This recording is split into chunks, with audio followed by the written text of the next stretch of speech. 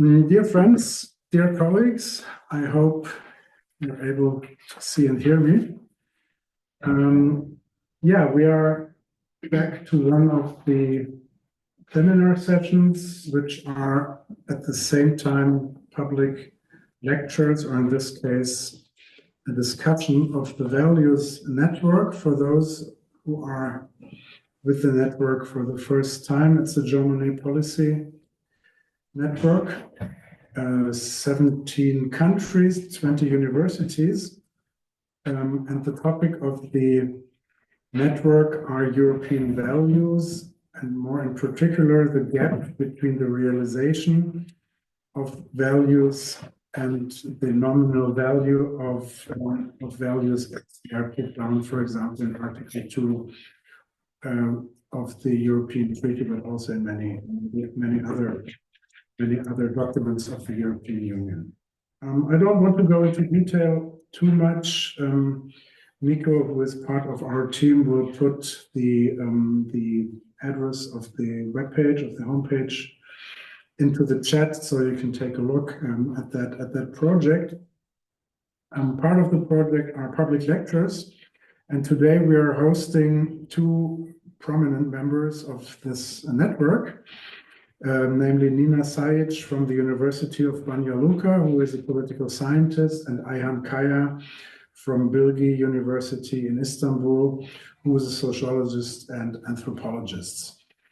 Also, both of them can be approached in our network, and we have made best experience by just getting into details very soon. Both of them are going to present on particular topics within the broader topic of European values and the handling of conflicts in Eastern Europe and the Middle East. A certain focus of our project lies on European foreign policy. Actually, it's a Germany policy network which is located in foreign policy. But we are dealing with the realization of values not only in that particular policy field, but also in action of the European Union in a broader sense. For example, enlargement policies, for example, association policies. So it's a bit of a mix if you look from the view of a EU scholar, but at the same time, values are not limited to the EU and not even to states, but to societies and to the global sphere, which is why I'm very confident that we will catch up with a lot of details on that. Both of them will speak for about 15 minutes. After each presentation, we get the possibility to ask questions back to the speakers, and then afterwards we will have a broader discussion. So the first person I would like to invite to give his presentation is Ayhan. Thank you again for having you here. You're a dear guest, as always. You have the floor. Thank you very much, Tim, for the invitation and also for the organization. Now I'm here online, although I was there, one of these classrooms in the summer, teaching to our students. And I also can see some names already in the online room now, but I cannot see the others physically there. So if you let me, I'll just share the slides that I want to use for this presentation. I picked up a topic that is within the scope of my fields of expertise, that is mobility, migration between Turkey and the EU.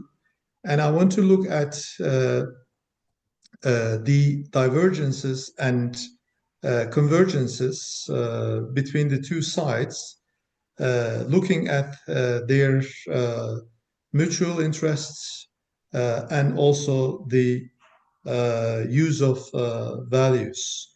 Because this is a topic that has been very much debated in the Turkish context over more than 14 years, especially with regard to the reception and accommodation of Syrian refugees, and especially during the so-called refugee crisis, and how the EU circles started to, or preferred to resolve the crisis using externalization of European migration and asylum policies, and having very transactional relations with Turkey at the expense of undermining the universal European values, at the expense of undermining the pro-European circles in Turkey, and only, I guess, doing a transaction with the Turkish government. So this is a really contested field, not only in Turkey, but also in the European Union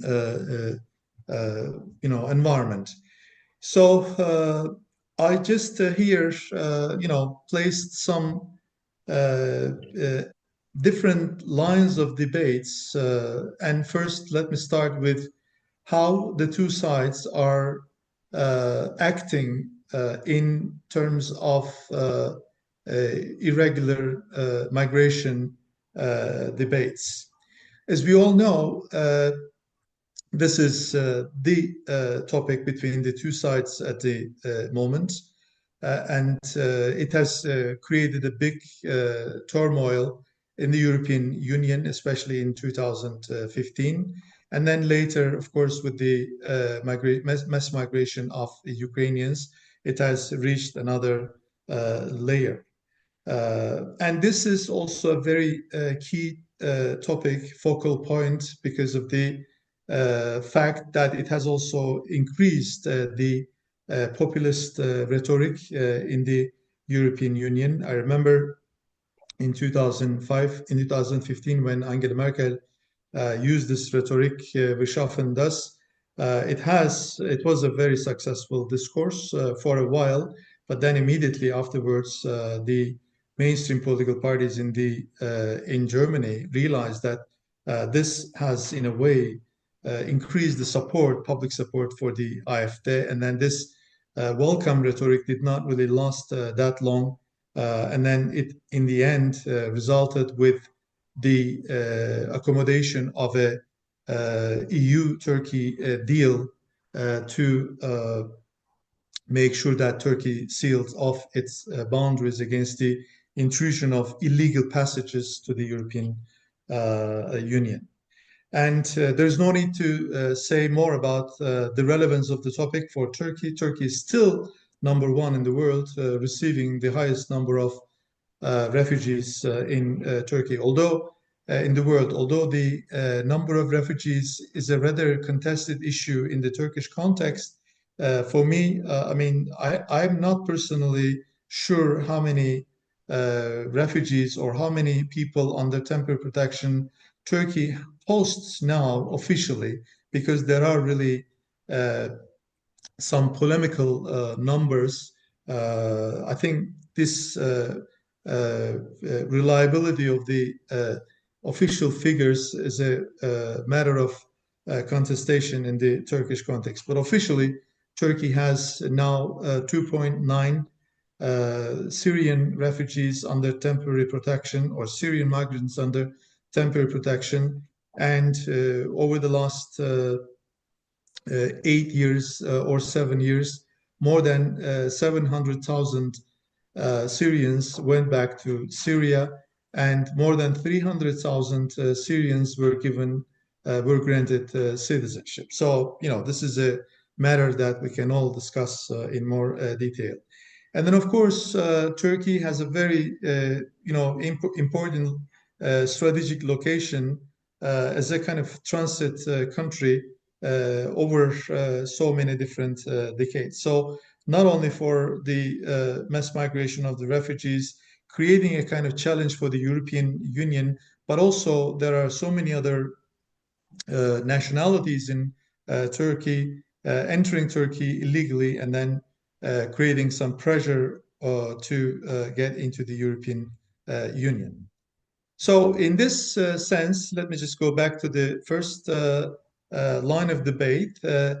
With regard to irregular migration or management of irregular migration, there is an ongoing cooperation. There is a transactional,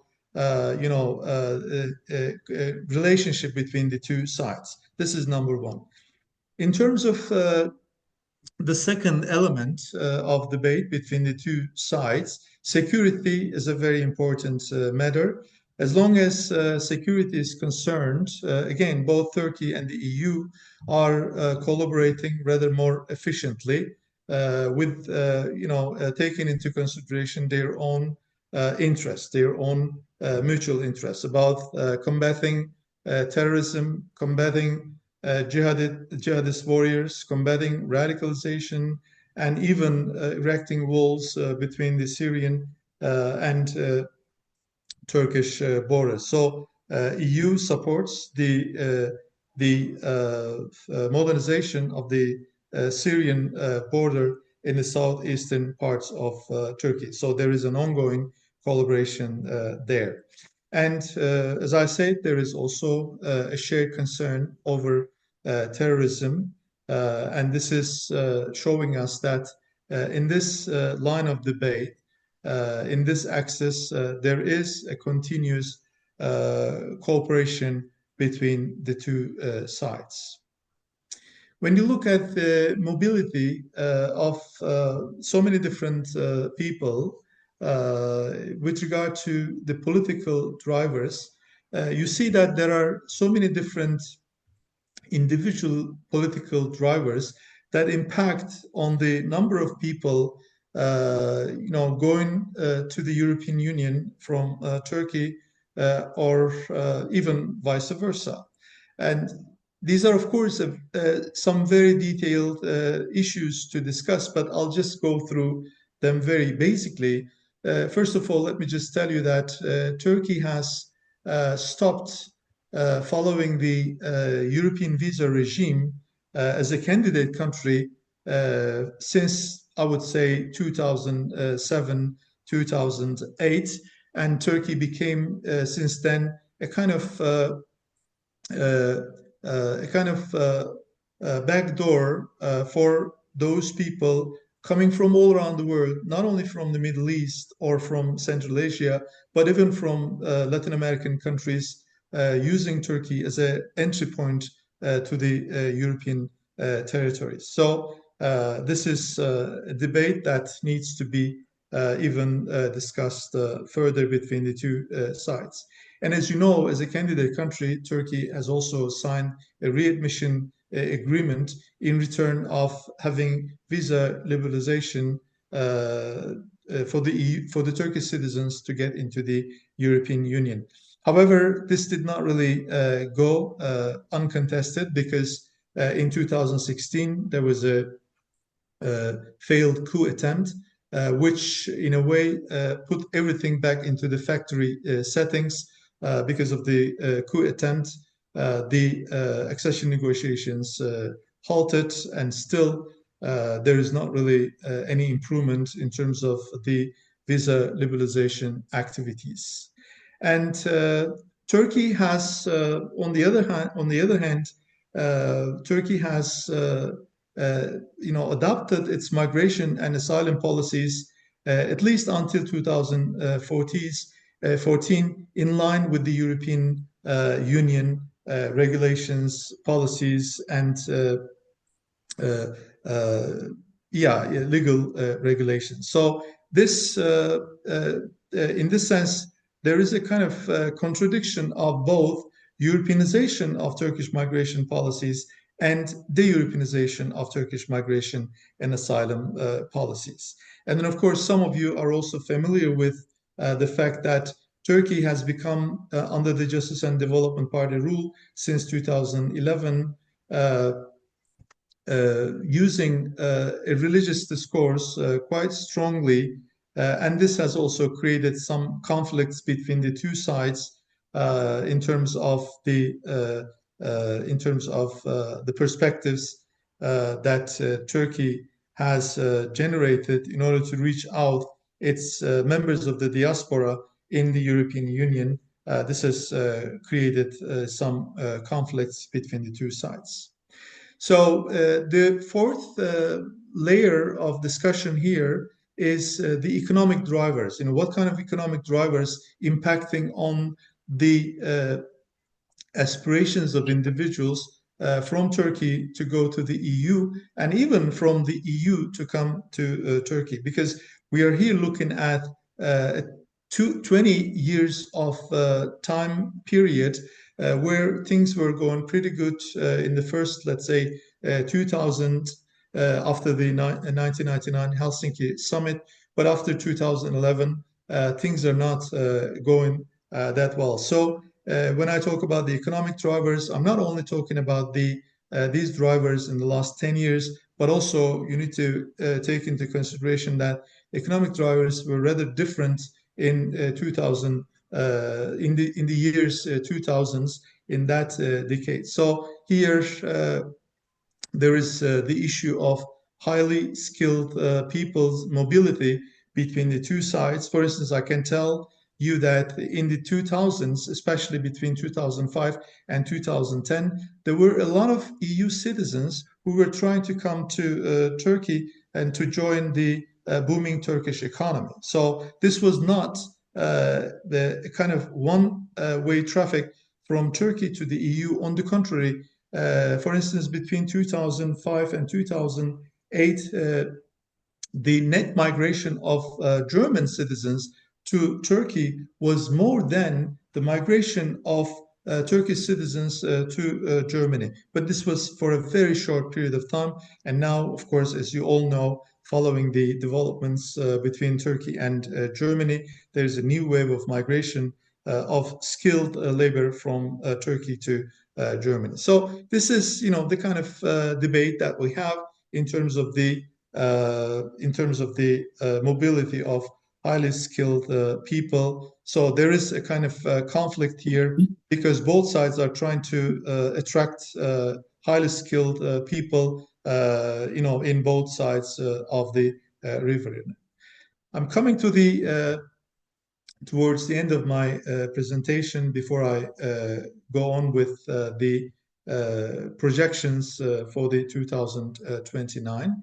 Identity drivers are also important, and here we also see a very clear conflict between the two sides because there is a very prevalent of Islamophobic and populist discourse in the European Union circles, and I can exactly the same thing. I can exactly say the same thing for the Turkish context. There is another version of populist and Islamist discourse in Turkey under the Justice and Development Party, together with the neoliberalist, neo-Ottoman, discourse, which is creating a kind of divide, which is creating a kind of conflict between the two sides. And unfortunately, the prevailing conservative and neoliberal and even populist circles in both sides are using the civilizational discourse for their own interest, trying to promote the idea that there is an civilizational fight between the two sides. There is an ongoing fight between the crescent and the cross. As you all know, I mean, this is not the situation.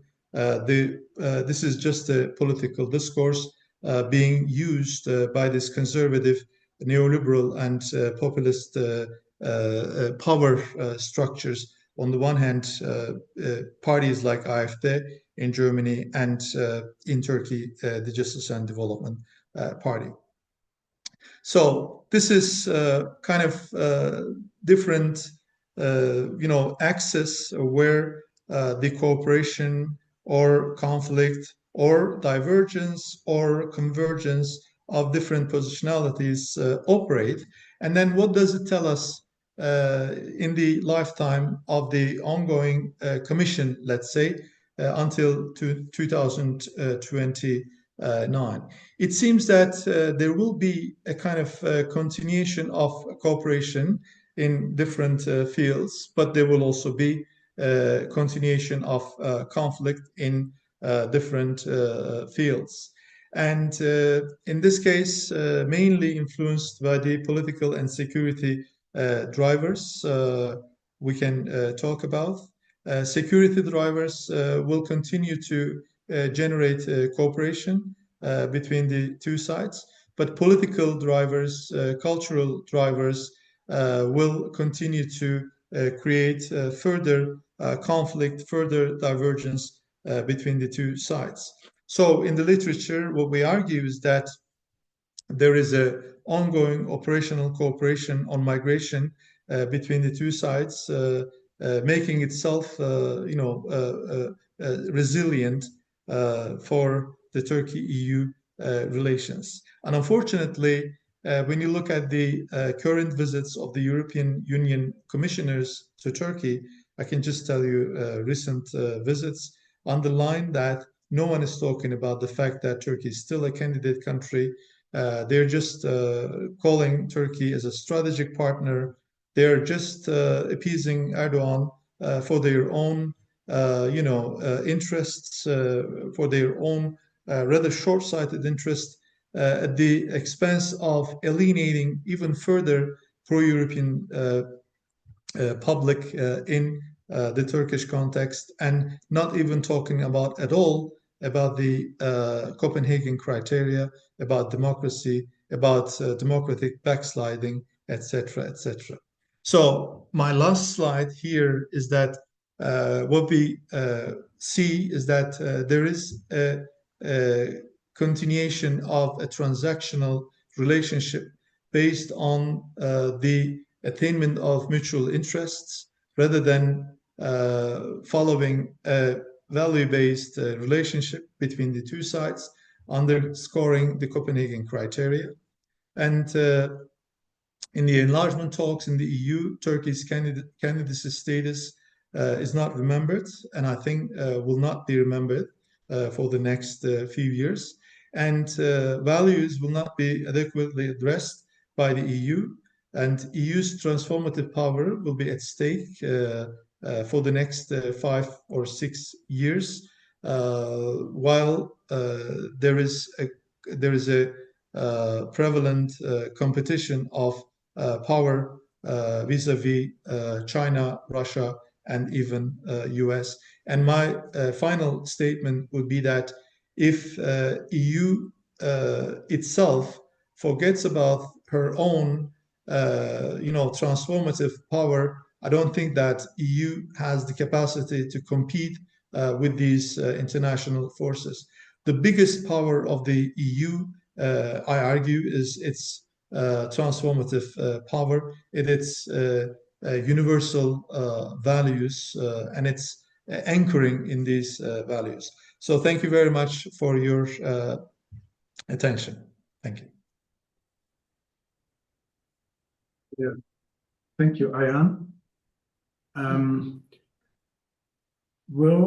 Are there any questions now directly related to this talk, or should we wait? Because I would have a certain preference to give the floor to Nina right away. We announced this in. I would have a question. Yes, you would have to use the hand, so I can see it. Yeah. Who wants to ask a question, please? Me, Leonard. Yeah. Please. I would ask Mr. Kaya, thank you for your presentation. If we think about the Evros incident and this weaponization of migration by the Turkish state, I guess in 2020 or 21 it was, when Turkey basically opened the borders to Bulgaria and Greece, and therefore created those pressures on the EU external borders.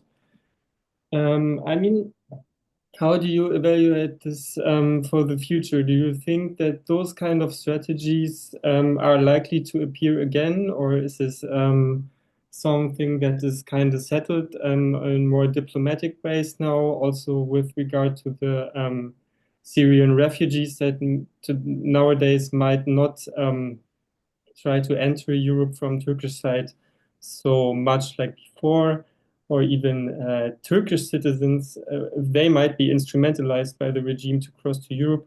Could you elaborate a bit on this migration diplomacy, how you called it in the slide? Okay, thank you, Leonard. Well, Lena, my hunch is that despite all the criticisms that I personally make against the current Turkish state actors or the European Union actors and even member state actors, what I can tell you in this regard is that this was a really one-time moment which Turkey instrumentalized to negotiate with the European Union circles in those days under a lot of pressure. If you just go back to late February 2020, before this crisis happened, there was a incidence in the Syrian-Turkish border where I think 35 Turkish soldiers were killed by the Russian and Syrian regime forces. So this was an unexpected situation for the Turkish government, for the Turkish state actors. And in order to feel stronger in this moment against Russia and Syrian regime forces, Turkey needed to have the backup of the European Union, diplomatically speaking. And I think for this purpose, they instrumentalized the Syrian refugees or refugees in general, and threatening to open up the borders to let the refugees to go to the European Union boundaries. So at the end of the day, diplomatic discussions, diplomatic process continued very well, and this crisis did not really last long. And I think Turkey secured its support from the European Union, and then that debate was revolved, and also partly because of the fact that the pandemic started immediately in early or in mid-March. So looking at this specific incidents, I can argue that Turkey is not really like Belarus, which really continuously instrumentalized migration against the European Union. And Turkey did that for once, and now, on the contrary, there is this very strong transactional cooperation between the two sides. And I don't really think that Turkey will go again that far to instrumentalize the migration card against the European Union in one way or another. So this is my reflection, Leonard. Yeah, thank you. So we have two more questions. I will collect those and then go on to Nina, if you don't mind, Nina, yeah? So Ayhan Kaya would be next. Hello, thank you so much also, Mr. Ayhan Kaya. I really thank you so much for your very insightful presentation. My question is about normative power Europe then. So where does it located in the Turkish accession to the European Union? Because what we've seen is after the 18 March statement is kind of EU and Turkey relations, as you said, transactionalized and instrumentalized. So how could we locate it to the values and norms? And how should we understand the values and norms? Are these European values or the values and norms that EU is enforcing? And is it much more Eurocentric that should we understand? So how should we understand those values and those norms in accession of the Turkey to the European Union? Thank you so much. Thank you, Samet. Just very briefly, I mean, what I understand primarily from the European values is mainly the universal values, which are very well reflected on the Copenhagen criteria. Looking at the whole debate from the Turkish context, I think we should still stick to the Copenhagen criteria, which are mainly human rights, democracy, and rule of law and market economy. These are the very core values that we need to stick to. But unfortunately, we all know that these are at stake, not only for Turkey, but also for the European Union. Let me remind our friends, our colleagues, our students that the Middle East had its most prosperous, more stable period in actually the first half of 2000s.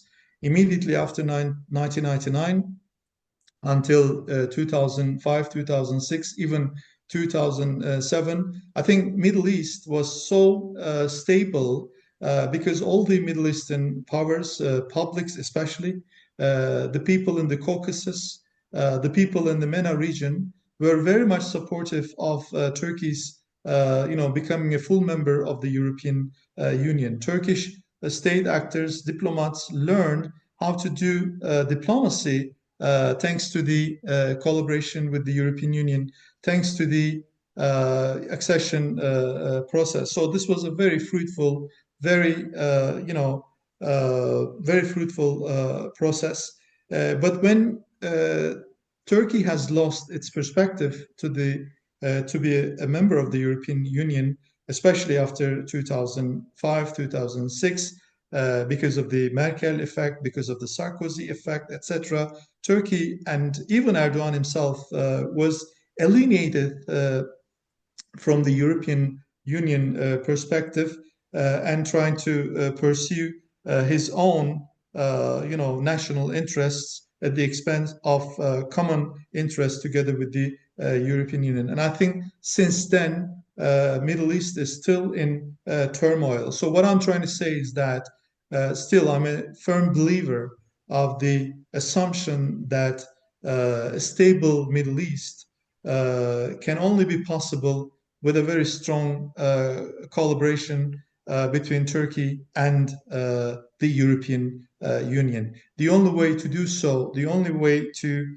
achieve this goal is to continue with the revitalization of the universal values between the two sides. This would be my reflection, Samit. Yeah, Thank you so much, Ayhan. Thank you. And we have a question from the classroom here. Unfortunately, the camera doesn't work. Let's see if the microphone works. It's Sonia from our class. Thank you. Can you listen to me? Yeah. Thank you so much, Mr. Kaya. I come from Greece, and I really wanted to ask you, not just about Greece and Turkey, a very complex and diplomatic relationship, but I wanted to ask you, isn't it an obstacle that there's there's an illegal state, I would call it, in Cyprus? Is that an obstacle for the European integration of Turkey? Because you didn't mention it in your presentation, but to Cyprus and Greece, it's a huge topic, and we also tried with the previous government. We also tried to very close negotiation and agreement, but we didn't reach it at the end of the day. But isn't that because the borders of Cyprus are EU borders? Yeah, that's why I wanted to ask you. Your opinion. This is a question that no one can really could answer over the last, I don't know how many decades. But yes, of course, that problem still stays there. But Sonia, my personal opinion as someone who visited Greece, Cyprus several times, and have colleagues from both sides to a great extent, doing a lot of joint projects and everything. My hunch is that, if it was up to the two sides, let's say Cyprus and Turkey, it could have been resolved rather easily. But I think, going back to 2004, the Annan plan, it was almost going to be resolved, but somehow it wasn't really resolved. And I think there are EU member states who are instrumentalizing, again, the Turkish issue or the Cyprus issue, depends on where you're looking at the issue. They're using this issue for their own, again, interests, for their own interest, using Cyprus or, using Cyprus as a leverage, not to really let Turkey to proceed with accession talks, with the negotiations in different chapters, 45 chapters or so. And we have seen really this very clearly after 2005, of course, during the big accession in 2004. And we have seen this being used, instrumentalized by Angela Merkel very clearly many times, by Sarkozy many times, or by different actors. So if, let's say, we continue to have a kind of EU which was created by the coalition government in Germany between the SPD and the Greens, Joschka Fischer and Schröder, I would see a kind of perspective for the resolution of this issue. But since the conservative powers came to power, conservative forces came to power after 2004 and 2005, in the leading states in the EU, we have this issue being, instrumentalized by different actors for their own interest. This is really my humble opinion, Sonia. Thank you for your opinion and your approach. Thank you, Sonia. Yeah, thank you. So let's switch now to the next speaker, Nina Sajic.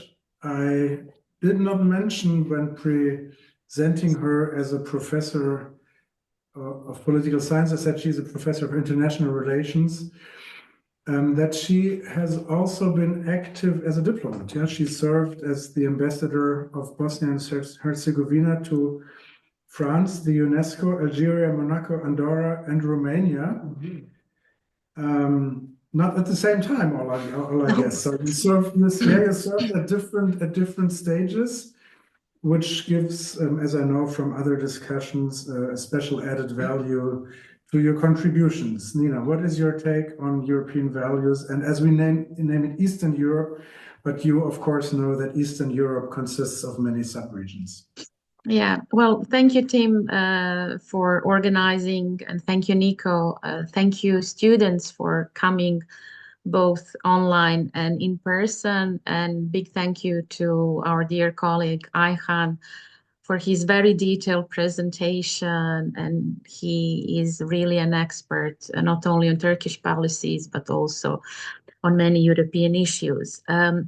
I'm going to talk a little bit more in general about the European values and conflict resolution, and I'm going to talk a little bit about the Western Balkans and how these values through the conflict resolution mechanism and prevention have been implemented, and then maybe later on in Q&A session we can talk more into details about countries from the Western Balkans, or more specifically Bosnia and Herzegovina, the country that I come from.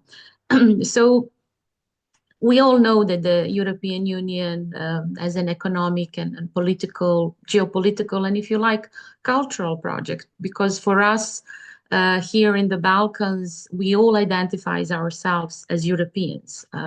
And we sometimes do not like when the European Union monopolizes the term European, because we also feel that we are European as well. So this EU as a really one-of-a-kind project in the world is based on these fundamental values that we are all aware of. And we also know that these values have been protected by the Lisbon Treaty. Implementation and application of these values are not given. And this is something that we in the network, these 20 universities, which is a really richness just by the number, not only by the people that we have managed together that we are trying to explore. How do we implement these values in different perspectives? And these implementation of these values become particularly complex if we were to look to EU's approach to conflict prevention, especially in its immediate neighborhood, especially with now the war in Ukraine. So we see how it is difficult to implement these values. All these EU's approaches to conflict prevention or conflict transformation, if you like, they reflect EU's institutional commitment to these values. So any initiative that comes from the European Union should also reflect these core fundamental values. We all know that the European Union was a project that was born out of the need to prevent future conflict on the European soil. So the EU has really evolved from a post-war peace project to, we can say, a global actor in conflict prevention. No matter how critical we are towards the European Union's initiative, the EU has become an important actor in conflict prevention. And the fundamental principle or the guiding philosophy of the founding fathers of the EU has remained throughout this time. And that is that interdependence and cooperation can prevent conflict. We have mentioned, Sonia, I believe, I think I got the name correctly, mentioned the case of Cyprus. In the last couple of decades, the EU has tried to play an active role in major conflicts, both within its borders, but also abroad. And we have the Northern Ireland as one example, Cyprus is not such a good example, Central and Eastern Europe. And the integration process of these countries or regions have shown, processes have shown how the EU's membership can impact a conflict. So in the Northern Ireland, the European Union had some challenges and limited influence from the onset.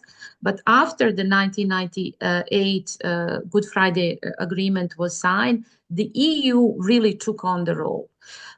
With cross-border cooperation, with the peace projects, with the peace funds, billions and billions of euros have been injected in the Northern Ireland to transform legacies of conflict between British and Irish. So it can be served. It can serve as a good example. When it comes to, for example, former Yugoslavia, and we can talk about it a little bit later on, the EU was not as successful or not successful at all. And Cyprus, as already mentioned, as well.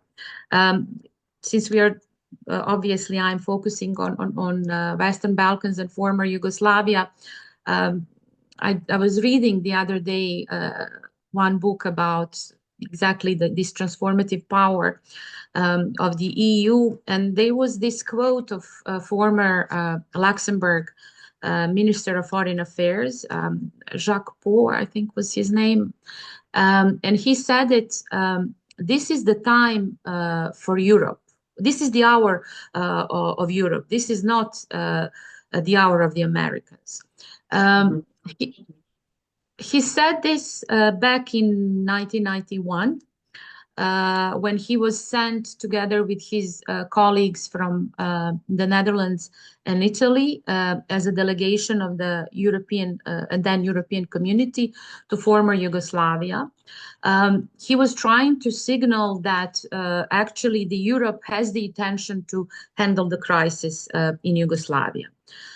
However, this very statement, as I found it, you will probably find it as well, is often cited rather, let's say, ironically, as the Yugoslav crisis is often cited as an example of the failure of the European states to cooperate effectively in foreign policy. And as a result of that, the United States intervened in the crisis and took on the leading role in resolving the crisis in what is called Europe's backyard. So what tools, and I'm sure that in your classes with Tim and Ayhan, while he was there, you have discussed about the tools that European Union employs when engaging in conflict resolution, or what kind of approaches do we see? Ayhan has already mentioned one. Normally in the literature, you can find various mechanisms through which the EU can influence conflict, and normally we can distinguish two groups or two types: traditional foreign policy tools and this ability to offer membership or association prospects to neighboring countries. So these foreign policy tools, we know that they include normally peacekeeping missions that were first engaged under the European security and defense policy. And these missions can be both military and civilian, they can be police mission, election observers, but they also have broader peace building goals, like civil society that is based on creation of civil society that is based on these core values, or institutional reforms that also are in line with the EU standards. Just as a reminder, and probably many of you know that the first ever mission deployed by the European Union was first foreign mission was to the former Republic of Macedonia, now called North Macedonia. That was the mission of EUFOR Concordia. It was rather limited, lasted for 9 months, but the idea was to implement, to oversee the implementation of the so-called Ohrid Agreement. The same year, European Union also deployed its first ever police mission, EUPM, that was the mission to Bosnia and Herzegovina, and that mission took over the mission from the United Nations, mission to Bosnia and Herzegovina. So these are concrete examples of really mechanisms that are being used as a conflict prevention or transformation of conflict by the European Union. And since 2003 up to date, the European Union has had more than 40 operations worldwide, Europe, Asia, Africa, and currently there are 24 active missions. So I mentioned these operations just to illustrate the EU's commitment to maintain stability and security, most particularly in its immediate neighborhoods in the Western Balkans.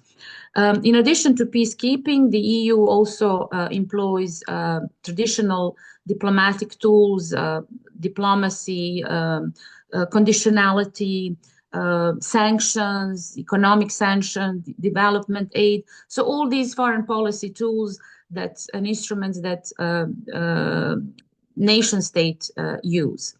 Another key or another instrument for conflict prevention is what we in the Balkans or in Turkey are really keen on, and that is the strategy to offer prospects of association or integration within the Union. And this mechanism, as Ayhan also mentioned, is sometimes called Europeanization. And this Europeanization is not merely meeting conditions and criteria. It is really transformation of the institutions, politics, economy, and societies on the EU values and in accordance with EU norms. This Europeanization, when you look into the literature, normally you distinguish two types or two mechanisms of Europeanization, and that is conditionality, the carrot and stick mechanism, incentives and sanctions, and the other one is socialization, which is in a way rather soft Europeanization through social learning and internalization of the EU norms. One author, her name is I think Nucheva or Necheva, I forgot. She has identified the third dimension of Europeanization, and that third dimension only refers to some countries, and that is coercion. Coercion involves direct EU governance, and we can see that, for example, in Bosnia and Herzegovina or in Kosovo.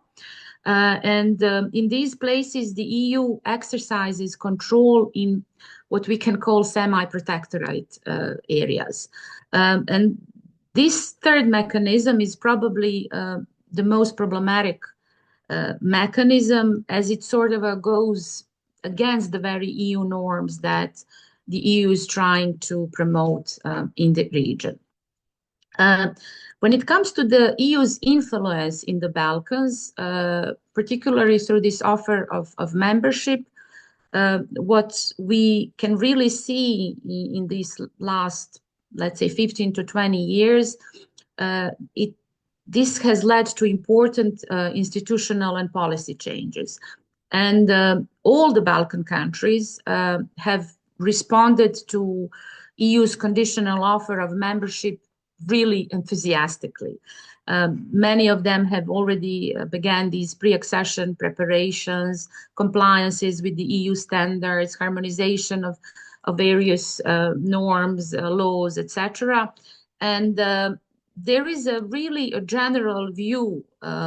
Some of these, obviously, harmonization processes was sometimes met with the political crisis, or sometimes public opinion was opposed to this when we were talking about, for example, some painful reforms, or, for example, when in Serbia, when they're talking about issue and relations with Kosovo, you can find some sort of opposition to these issues. But there is a general view, at least for the time being, that these reforms, or most of these reforms, are good for the countries themselves, regardless of the prospect of the EU membership. The EU's approach to conflict resolution in Western Balkans is basically tied to its broader enlargement strategy, which has been viewed as potentially transformative. There is this widely belief within the EU, but also among political elites in the Balkans, that the integration with the EU can help transform legacies of conflict. And this has been the central EU's engagement with the region, as well as, for example, in the Balkans, for the time being, unlike in some other places, all the parties are pro-Europeans, whether they're center, left, or right. For example, in Bosnia and Herzegovina, which is quite complex country with 3 different ethnic groups and 3 different religions and, various party systems, all parties, there is almost an absolute consensus among the political elites, but also among public, that the future of Bosnia and Herzegovina lies within the European Union. So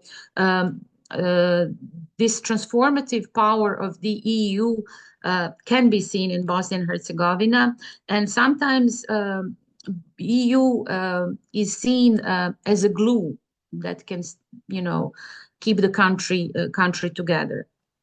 So, as for the EU's approach to this external imposition, especially this coercion strategy, this may be seen as a rational short-term strategy, both for the EU, but also for ruling elites to avoid some unpopular decisions. But for example, in the case of Bosnia and Herzegovina, this external imposition perpetuates the semi-protectorate status of the country, although the EU did not really create the semi-protectorate in Bosnia and Herzegovina.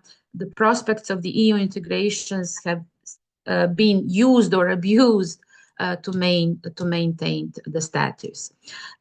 Just going back to the topic of this intervention, if you like. So in the 1990s, the EU recognized the need to manage and resolve conflicts outside its borders, especially in Central and Eastern Europe. We are talking about countries like Latvia, Estonia, Slovakia, and Romania, and EU and other countries. The EU membership influenced approach, especially to ethnic and minority issues. So, for example, in Latvia, it was thanks to the EU perspective of the country. Latvia adopted a citizenship that was not citizenship that was not discriminatory, or there have been also issues with the Russian-speaking minority in Estonia, and Slovakia, for example, was one of the countries that used the European Union to rebrand itself internationally. However, the EU is often seen to have a rather limited capacity in conflict prevention or conflict transformation, and those who are arguing that often use Cyprus as an example, or former Yugoslavia. Some authors argue that the EU did not have the capacity to enter in former Yugoslavia to prevent the conflict, simply because the conflict was too ripe, and the EU actually decided to intervene at the stage when the conflict was already too gone, and that it didn't have mechanisms at that time to stop the conflict. So where are we now, and where do we stand now with the transformative power of the European Union when it comes to the Western Balkans? The issue now is that there is this the lack of clear accession timelines, and thus concrete rewards for the aspiring members presents a major discouragement for the domestic elites to implement policies and that are in accordance with the EU standards and EU values. And the EU, the enlargement at the moment is of secondary concern to the European Union. The Balkan countries are still very, as I said at the beginning, very pro-European Union. But we will see in the time that will come whether this will remain, especially with growing influence of China, Russia, even Turkey in the Balkans, because even now Serbia has a very good relations with Turkey, Bosnia and Herzegovina as well. So they're also looking at what is going with the Turkey's candidacy status that has been there for quite some time. I will stop here. Thank you.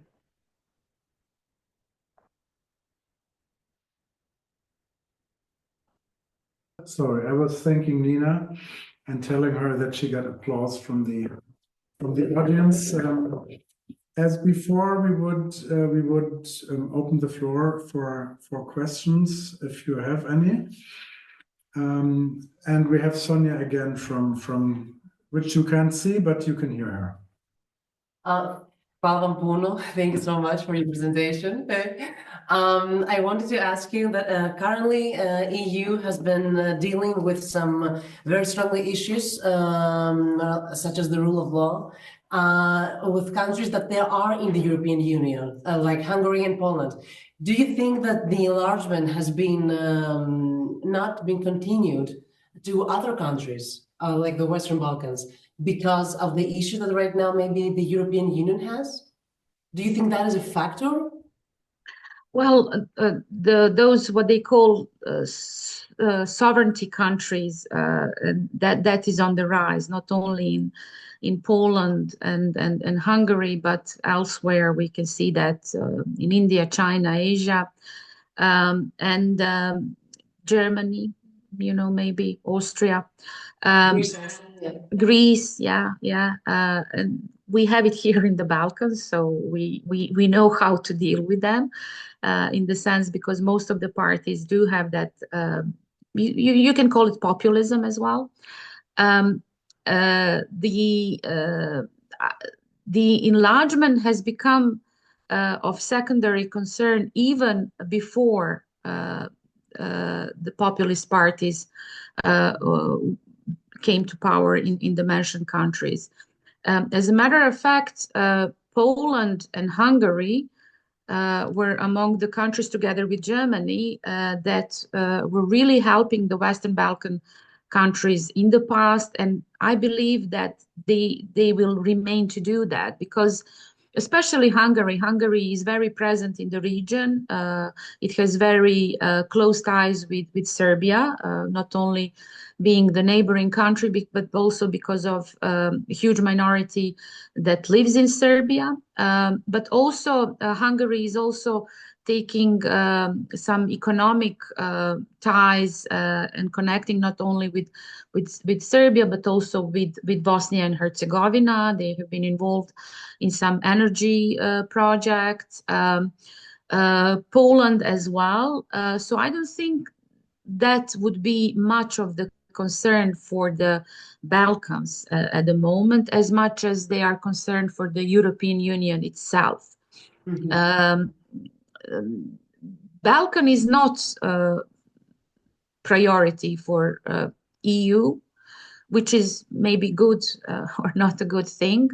The enlargement of the Balkan has been seen, or when you look at the normative discourse on the enlargement, the enlargement of the Balkan has been seen as a strategy to stabilize the region, whereas the enlargement of the former communist country was seen as returning back to Europe. So there is a general view that now the Balkan is more or less stabilized, so let's move on. And the Europe also wants to be a global actor in places like Gaza, Syria, and other places as well. So we are simply not. Don't forget, for example, in December 2023, and that was really what I said it somewhere. It was a rude awakening for Bosnia and Herzegovina. The EU decided to open accession talks only with Ukraine and Moldova, while membership talks with Bosnia and Herzegovina were conditioned with necessary degree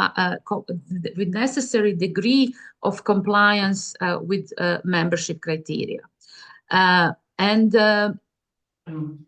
This was really like a slap in the face for Bosnia and Herzegovina. Later on, we heard then the European Commissioner for ValEUs, who said that it was really to open accession talks with Ukraine and Moldova was more of a geopolitical move rather than something that is based on merit. So geopolitics obviously does play an important role in the enlargement. It plays more than ever. Okay, thank you. Thanks so much, Kira. Thank you, Sonia. Thank you. I would like to ask something to the both of you. Yeah, you used strongly this term of transformative power, and it seemed that both, maybe I got the wrong impression, but you both somehow regret that there is this transformative power is not being used anymore. It was stronger in the past and it led to stability, let's say, in the Middle East, but now it's gone, and this is also why there is less stability. And it's interesting to contrast this with what we heard, for example, 3 weeks ago, actually, when Randall Haller spoke about development policy, and well, he took a different perspective. Yeah, this transformative expectation of Europe was more described as a threat, maybe, or as something demanding resources from countries which have other worries and so on. So I was not really surprised, but still I found it interesting that you both see this transformative element as something bringing forward universal values, because it somehow refers to a past in which the EU took those seriously. Do you have to? I mean, could you comment on this observation? Maybe Ayhan first. Yeah, Tim, thank you very much. I would also agree with Randall when it comes to the hard issues like Green Deal, like developmental issues. Of course, the EU is still there as a very strong economic power, which is trying to create a better world in terms of the hard, hardware, but when it comes to the software, what I mean is democracy, human rights, rule of law. Looking at the debates from the Turkish side, I really don't see that anymore. Rather than those values which are being constantly reminded, which are being constantly underlined, I only see interests which are often being underlined, and transactional relations being underlined. So my intervention or my answer to your question would be the differentiation of this software and hardware elements of this transformative power. Software is no longer there, but hardware, of course, is there. But it is also contested. I don't know. We don't know. I mean, if let's say AfD becomes second party in the parliament, I don't know what's going to happen with the Green Deal discussions in the German National Parliament. So these are also being, issues that need to be also reconsidered, unfortunately, of course, in the next few years, given the political developments in the EU. Yeah, thank you. And Nina? Yes, I mean, obviously the EU does have this neo-colonial aspect when it comes to the enlargement.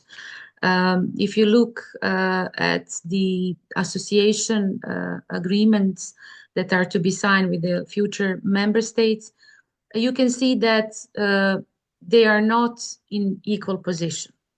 So there is this sort of a neo-colonial aspect to it, in the sense that when you look, for example, at the trade tariffs and that, for example, Bosnia and Herzegovina was supposed to sign with the European Union, you can see these neo-colonial elements. You can see it also when it comes to, for example, like Ayhan said, issues of mineral sources or resources, the lithium, especially in the Balkans, or prospects of digging lithium in Serbia or Bosnia and Herzegovina. But all in all, when it comes to the Balkan countries, and I believe the same goes for Turkey, at least for the Balkan countries, the EU is the major partner in economics, in education, in network, in people-to-people connection. And for the countries of the Western Balkans, it wasn't, I think it was for their benefit that those values and norms have been translated into concrete policies. So when it comes to the countries of Asia or Africa, I believe that we can talk more about this neo-colonial aspect of the European Union. Yeah, thank you. I have been asking this also against the background of debates in Germany, and as you know, but maybe I explain it again, the richness of the ValEUs network is also in presenting simply different perspectives, and I have had many occasions when I thought, hey, oh, that's what they're thinking, you know, and that's what being debated. So I'm not repeating what I think, but I'm representing now the German debate, trying to, yeah, which is, okay, it is true that this transformative phase existed, yeah. But in order to secure, for example, the rule of law, which is very important, which has been transferred from the national, at least partly to the EU level, in order to secure it, the Copenhagen criteria have become more important than, let's say, 20 years ago. Yeah, and now looking, for example, at Turkey, I know that Turkish society is very rich, and even political debates are very rich, and competition and so on. But in the end, it's, you know, it's semi-autocratic regime, yeah, and the same could be said for Serbia. And I'm also not sure about the Republika Srpska. What, you know, I mean, so you have these elements. And this is what the debate in Germany is around. You know, of course, you know, transformative power would be something necessary, but at the same time, it can only go as far as political leaders from certain countries at certain stages wish. Yeah, and even if it is clear in the German debate that there is opposition to this backsliding, democratic backsliding, I mean, what enlargement is about inter-elite transactions, yeah, bureaucracies to bureaucracies, and Serbian bureaucracy is somewhat problematic. So how does that fit in your analysis? The fact that some countries, certainly not all, have this backsliding. And by the way, I agree that if you would talk about the quality of democracy in comparison of Ukraine and Moldova on the one hand, and on Western Balkans on the other hand, the scale would probably not go in favor of Ukraine and Moldova. Yeah? There's bigger problems there, even without Russia, than is the case, let's say, in Montenegro, or is the case in North Macedonia by now. Yeah, so sorry, it's a bit long, the questions, but again, maybe you have interesting things to say about it. You know, Ayhan, yes, you're right, of course, Tim. I mean, Turkey is in a very different shape now compared to, let's say, 15 years ago. Turkey is now, you know, a populist, authoritarian state. And I also see similar trends within the European Union member states.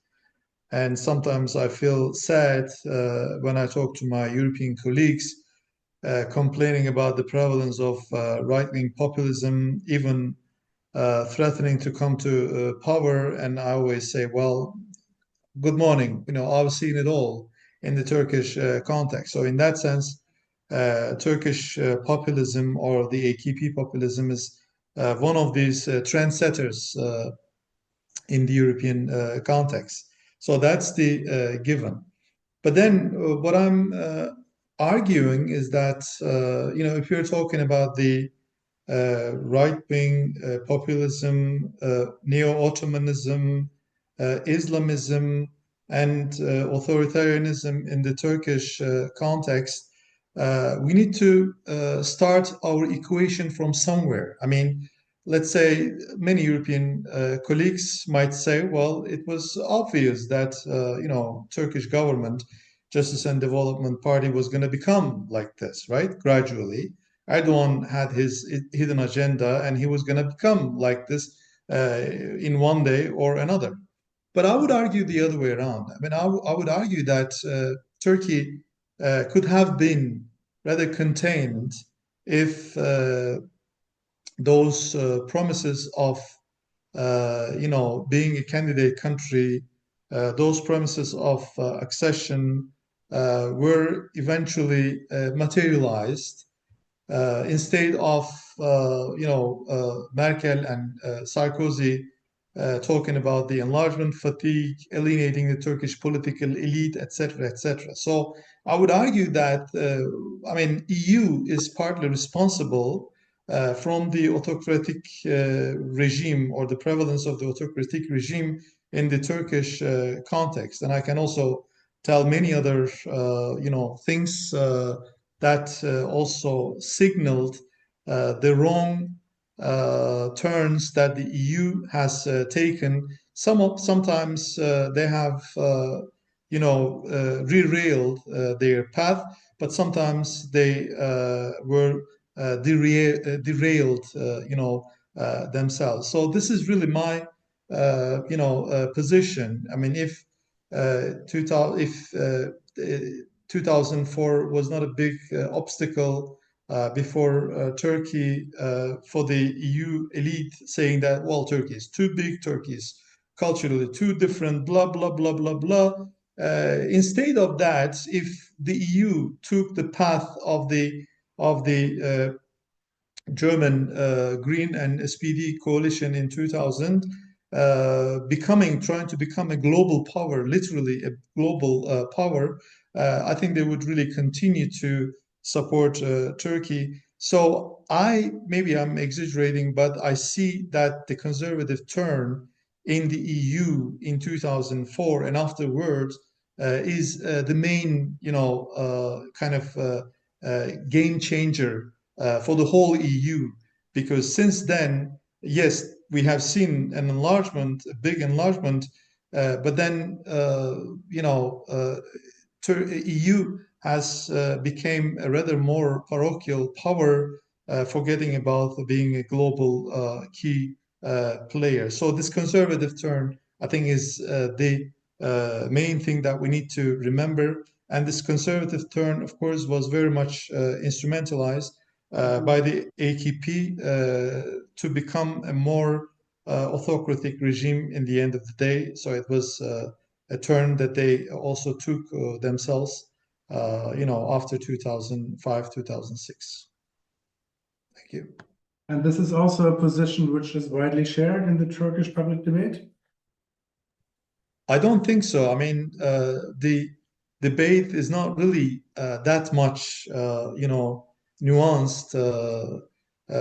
On the contrary, majority of the people probably think that, well, it was the hidden agenda of Erdogan, instrumentalizing democracy and Europeanization to become a authoritarian leader, an autocratic leader. But I'm not really sure if it's that black and white, if it's that clear. I think we need a more nuanced elaboration of the whole process, considering other elements as such, like what I say now.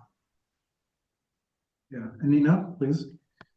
We have a question from Maria, so I just go for that. Just briefly, just to add.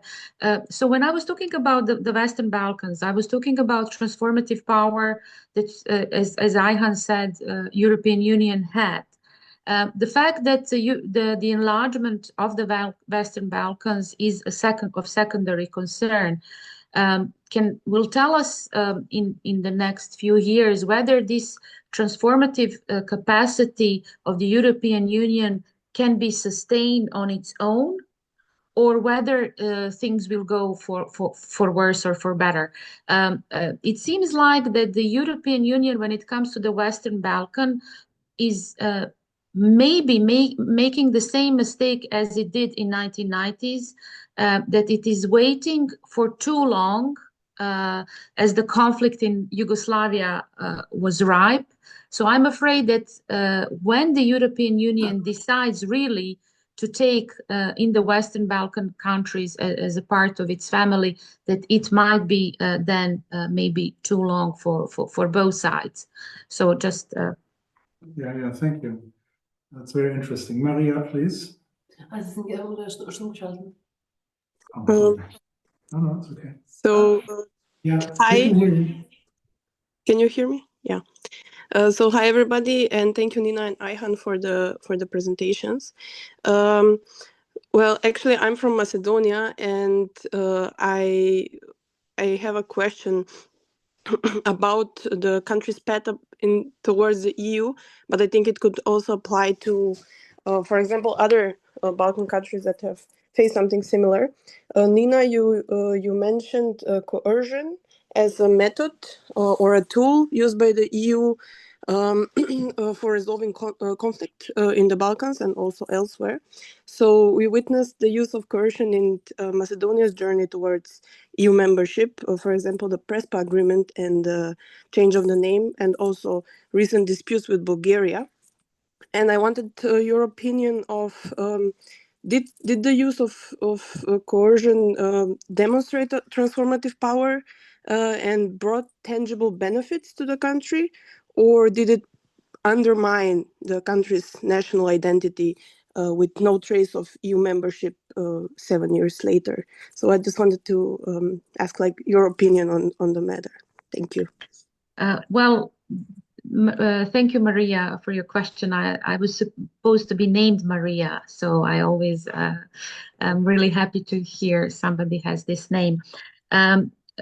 The problem with the examples that you mentioned is that the coercion was used, was based, if you like, on bilateral basis rather than the EU standards.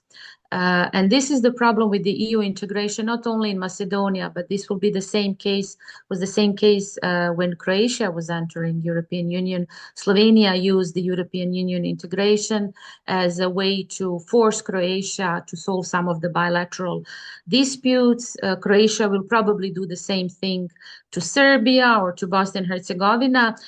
So this is something that the EU has really, it's the EU problem, not the problem of these countries, because simply the EU has to find the mechanism not to allow bilateral disputes to be used, or to not to allow member countries to abuse the enlargement process as a way to settle bilateral disputes. I don't think that what has been done to Macedonia has done any good to Macedonia's path towards the European integration. Probably there will be more obstructions or blockades on the way. So I think that this is just the beginning, and it is really something that the European Union, if it truly wants to integrate the Western Balkans, this is something that they will have to use, settle before the integration continues. Thank you very much. Yeah. Thank you. So we can collect one or two short questions. We have some 5 minutes left. Yeah, Ayhan Kaya, please, once again. Thank you so much. I want to ask you a question about both Professor Nina and Professor Ayhan Kaya. The question is about Hungary. So as we, when we look at the literature, what we've seen always, all the time, Hungary is backsliding of the European Union values and blocks and something like that. So what about understanding this norm conflict between European Union and Hungary? So on the one side, we have illiberal democracy advocated by the Prime Minister of the Viktor Orban, but on the other side, we have a problem of internalization of the EU norms. So how should we understand this normative conflict? Sometimes we're romanticizing the EU values as they are good, but norms as an existence, so they are not static, so they are reshaped and they are renegotiated. So how should we understand the social resistance in the Hungarian side? So how should we understand this normative conflict, not romanticizing EU values, to understand both sides? one side we have sovereignty and national identity, and other side we have liberal democracy and rule of law. So how should we, you know, like understand those norm conflicts? Thank you. Well, maybe Nina, you have a more fully fledged answer since you're coming from a nearby, you know, geography. But just very briefly, Samet, my hunch is that at the end of the day, Hungary is just one of the member states, and the socioeconomic issues in the world are really hitting everyone, you know, equally. And Hungary is also being equally hit the socioeconomic challenges. So in this given set of circumstances, the national leaders have their own different forms of governmentality to make sure that they will hold on to power, to make sure that they will sustain their power.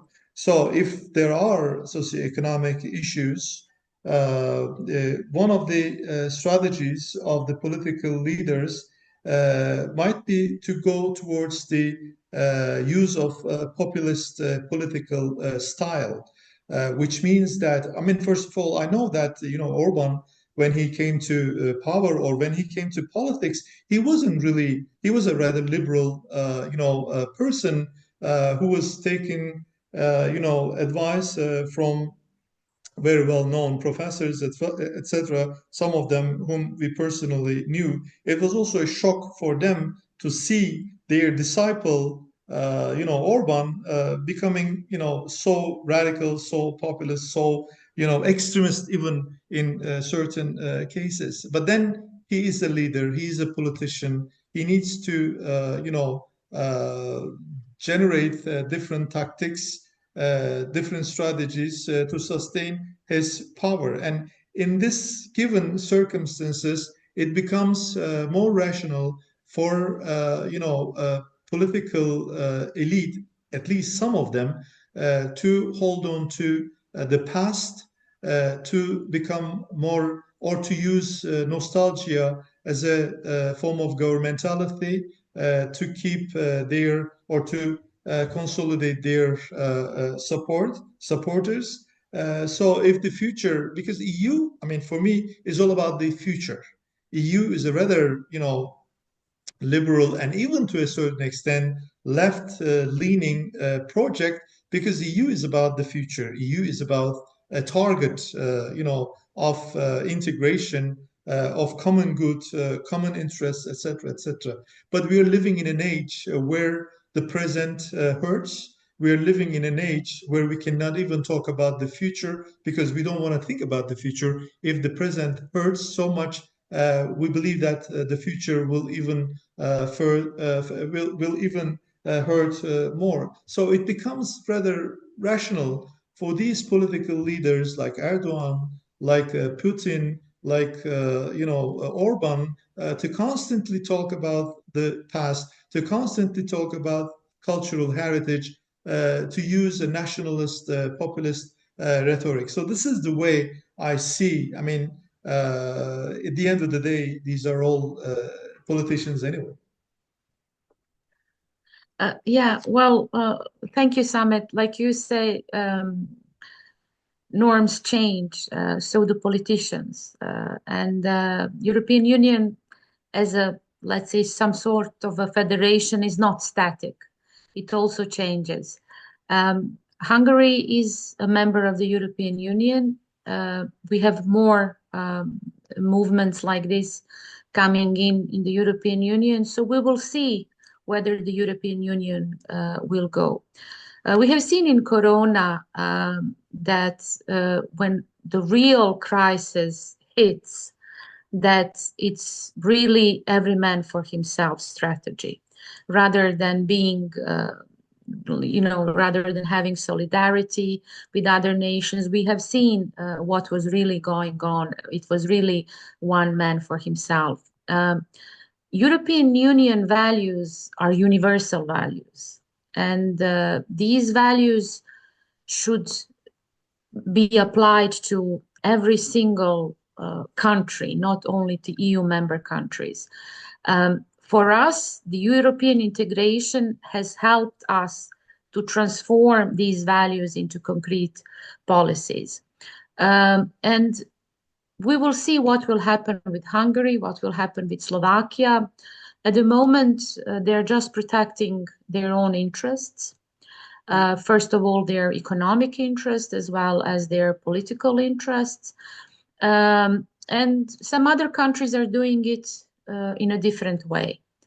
So I'm not saying that we will see which path Hungary will take in the years to come. This doesn't mean that once the crisis is over, maybe we will see the come back of the old Hungary as it was at the beginning of the European integration. Thank you so much. Thank you, the two of you and everybody who asked questions.